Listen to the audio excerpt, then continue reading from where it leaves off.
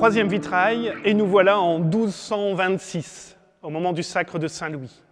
Eh oui, Saint-Louis n'a que 12 ans lorsque son père meurt de dysenterie, une mort peu glorieuse, il faut reconnaître, pour un roi. Et donc voilà Saint-Louis, enfant, qui se retrouve couronné.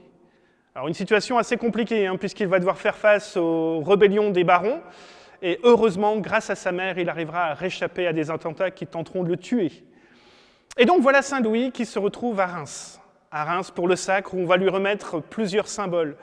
Et comme vous le voyez sur ce vitrail, 3 symboles importants. La couronne, qui au demeurant n'a jamais ressemblé à ça, les couronnes des rois de France n'étaient pas une alternance de fleurs de lys, de croix chrétiennes. Mais cette couronne est intéressante parce qu'elle nous montre les 2 pouvoirs que recevait Saint-Louis au moment du sacre. Un pouvoir temporel avec la fleur de lys, symbole du royaume de France, et la croix chrétienne, symbole du pouvoir spirituel qui lui était remis, parce que Saint-Louis devenait défenseur de l'Église. D'ailleurs, ces 2 pouvoirs, on les retrouve aussi dans la symbolique de l'épée qui lui est remise. 2 tranchants, un tranchant pour défendre le royaume de France, un tranchant pour défendre l'Église. Troisième symbole, et peut-être le plus important sur ce vitrail, l'ampoule verte que vous voyez. Cette ampoule, c'est tout simplement un rappel du baptême de Clovis. La légende nous dit que quand saint Remi a voulu baptiser Clovis, il n'y avait plus d'huile bénie.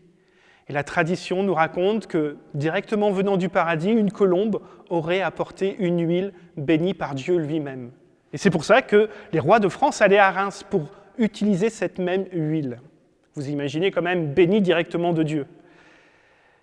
Et cette huile d'ailleurs était tellement importante, était tellement symbolique qu'à la Révolution, ce fut même l'une des premières choses que l'on ait détruites pour être sûr que l'on n'ait plus l'aspect divin pour le sacre de prochain roi.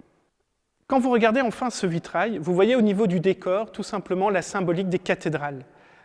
Des croisées d'ogives, une statue de la Vierge qui bénit l'action qui se passe devant elle, et finalement on retrouve toute la symbolique de Reims.